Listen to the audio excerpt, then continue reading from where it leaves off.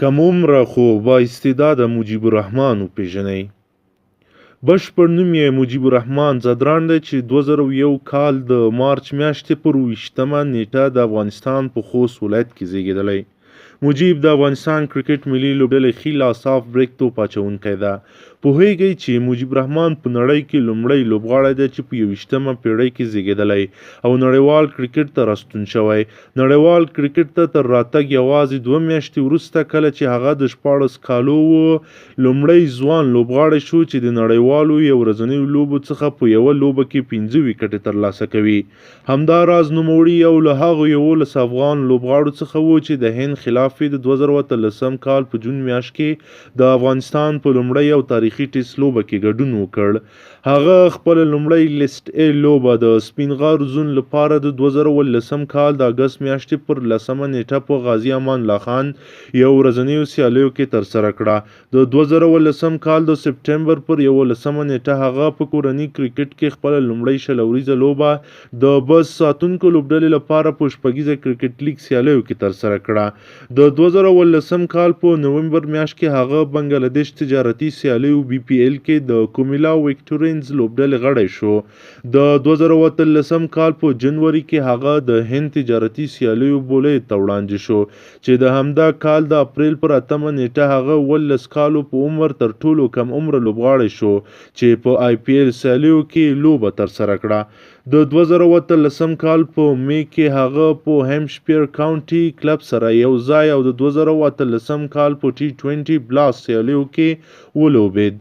د 2013 کال په سپټمبر کې هغه په لومړي پړاو افغانستان تجارتي لیګ سیالیو APL کې د ننګرهار لوبډلې سره یو ځای شو او په یاد لیګ کې مجیب د ننګرهار لوبډلې لپاره په 12 ویکټو مخکښ توپ اچوونکی و.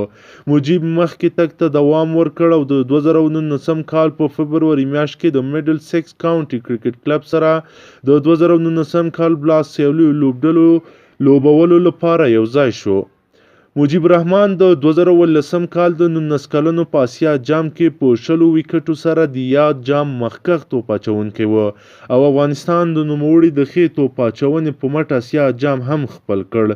مجیب په 2013 کال په ډسمبر میاشت کې د لومړي ځل لپاره د آیرلینډ خلاف د یو ورځنیو لوبو سیریز ته په افغان ملي لوبډله کې غوره شو او د ډسمبر پر 5مه نیټه یې خپل لومړی نړیواله لوبه د آیرلینډ خلاف ترسره کړه.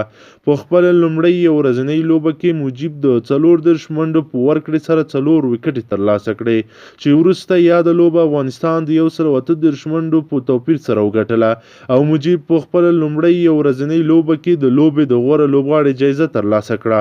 د 2013 کال په ډسمبر کې هغه د 2013 کال د 19 کلنو نړیوال جام لپاره په افغان لوبډله کې شامل شو. مجیب خپل لومړی شلوریزه لوبه د 2013 کال د فبروري په 5مه نیټه د زیمبابوې خلاف ترسره کړه. وروسته د همدې میاشت پر 14مه نیټه د زیمبابوې خلاف په شارجه کې نوموړي د لومړي ځل لپاره په یو ورځنۍ لوبه کې 15 ویکټې ترلاسه کړې او په دې سره کم لوبغاړی شو چې یوه لوبه کې 15 ویکټې ترلاسه کوي.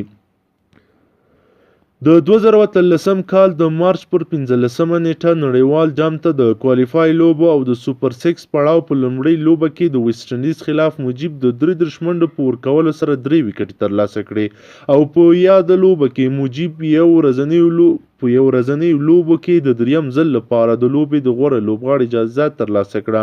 د 2013 کال نړیوال جام کوالیفای لوبو پایلوبې ته د ویسټ انډیز خلاف مجیب د ښې کارکردګۍ سره راوګرځېد او د 43 منډو په ورکولو سره 4 ویکټې ترلاسه کړې. د نوموړي د همدا ښې کارکردګۍ پر اساس د ویسټ انډیز لوبډلې د افغانستان په وړاندې یوازې 204 منډې جوړې کړې او د 215 منډو هدف یې وټاکه، کوم هدف چې افغانستان یوازې د 3 لوبغاړو په له لاسه ورکولو سره ترلاسه کړ او د یادو سیالیو اتلولۍ خپله کړه او په دغو سیالیو کې مجیب بیا هم په 18 ویکټو ترلاسه کولو سره د مخکښ توپ اچوونکو په کتار کې راغی.